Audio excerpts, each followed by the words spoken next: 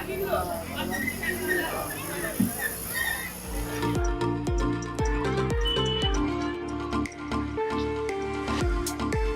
बदलापूरवरून लोणावळ्याला जायला निघालो, तर बदलापूर वांगणीपर्यंत यायला मला 40 मिनिटं लागली. एवढं धुकं पडलं आहे की मला पुढे काहीच दिसत नाही आहे. त्याच्यामुळे मी वांगणी या ठिकाणी थांबायचा निर्णय घेतला.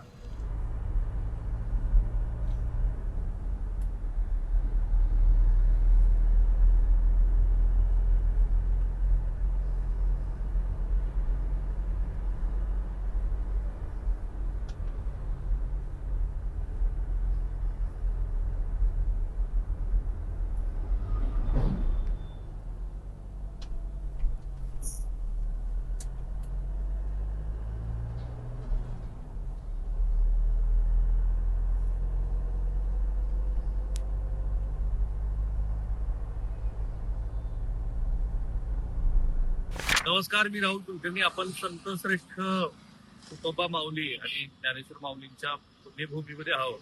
आळंदीमध्ये तुम्ही दृश्य बघा की धुकं पडलेलं आहे. पुण्यामध्ये आज प्रवास करत असताना सकाळपासूनच मला ह्या धुक्याची दुलई अशा पद्धतीने पसरलेली दिसली. आणि आळंदीमध्ये जो कळस असतो आपला एरवीचा, तो हा आळंदीचा घाट बघा. काहीही दिसत नाही. धुक्यात पूर्णपणे इंद्रायणी ही इंद्रायणी नदीवरती पूर्ण धुकं आहे. आणि या धुक्याची दुलई आज सकाळपासूनच, आता 8 वाजून गेलेले आहेत, 8:15 झालेले आहेत. 8:15 ही पुण्यातली दृश्य आहेत, म्हणजे आळंदीतली दृश्य आहेत. पुणे शहरामध्ये पण जागोजागी अशाच पद्धतीची दृश्य दिसत होती. हा आळंदीचा जो घाट आहे तो अजिबात तुम्हाला ओळखता येणार नाही, इतकं धुकं आहे आळंदीच्या या घाटावरती. इथे एरवी वारकरी हे आंघोळ करतात, स्नान करतात. तिथे ह्या धुक्याच्या दुलईनं एक वातावरणामध्ये प्रसन्नपणा आलेला आहे. जसं आता ही इंद्रायणी नदी आहे, ही इंद्रायणी नदी ही एरवी प्रदूषणासाठी प्रसिद्ध आहे. त्या इंद्रायणी नदीमध्ये आज नदीवरती सगळे धुकं दिसतंय तुम्हाला.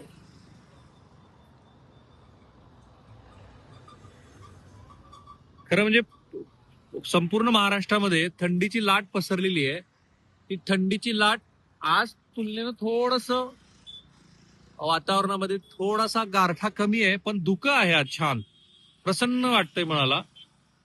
हा जो प्रसन्नपणा आहे हा आज पुणे आणि आळंदी आणि या परिसरातले लोक आज अनुभवत आहेत.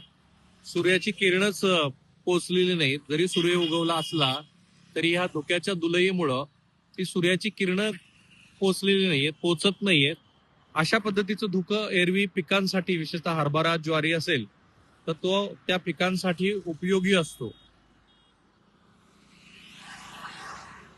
थंडीचीच लाट आहे, आणखी काही दिवस कायम राहील, पण थोडीशी तापमानामध्ये वाढ होईल असा अंदाज पुणे वेधशाळेनं व्यक्त केला आहे.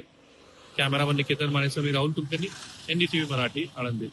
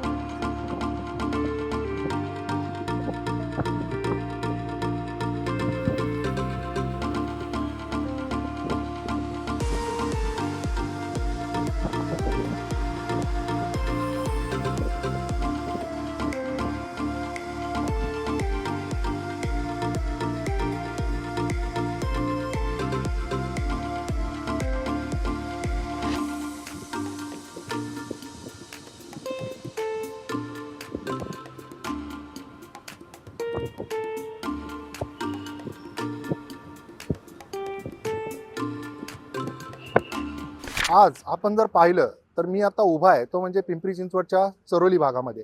आणि या ठिकाणी जर पाहिलं तर आता सकाळचे 8 वाजून गेले, मात्र अजूनही सूर्याचं दर्शन झालेलं नाही. आणि या ठिकाणी माझ्या पाठीमागे जर पाहिलं तर अशा पद्धतीने हे सगळं धुकं आहे. आणि इथे जे व्हिजिबिलिटी आहे ती इतकी कमी झालेली आहे की रस्त्यावरून वाहनं चालवताना दिवे चालू ठेवायला लागतात, इंडिकेटर चालू ठेवायला लागतात, तेव्हा कुठे प्रवास होताना अगदी जवळच्या अंतरावरचं इथे दिसत नाही. आणि इथलं सगळं जर वातावरण पाहिलं तर अगदी कुलू मनाली असेल किंवा इतर जे थंड हवेची ठिकाणं आहेत त्या ठिकाणी जसं वातावरण असेल तसं सगळी धुक्याची चादर ही पसरलेली आहे. मात्र दिनक्रम हा चालूच ठेवायला लागतो, त्याच्यामुळे सगळे जे नागरिक आहेत ते बाहेर पडलेले आहेत. इथे रोजचा जो दिनक्रम आहे त्यासाठी कामासाठी असेल, त्यासोबतच व्यायामासाठी असतील, ही लोकं बाहेर पडलेली आहेत.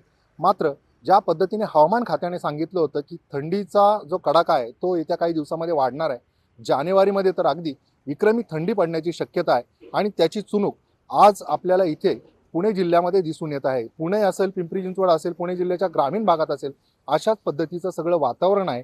आणि जे धुकं आहे ते आत्ता अगदी 8 वाजून गेले आहेत, म्हणजे आता सकाळ आणि सूर्यदर्शन होण्याची वेळ आहे. मात्र अजून देखील इथे तशा पद्धतीने व्हिजिबिलिटी नाही आणि त्याच्यामुळेच ही धुक्याची चादर आहे. मात्र याचा आनंद देखील नागरिक घेताना दिसत आहे. अविनाश पवार, NDTV मराठी, पुणे.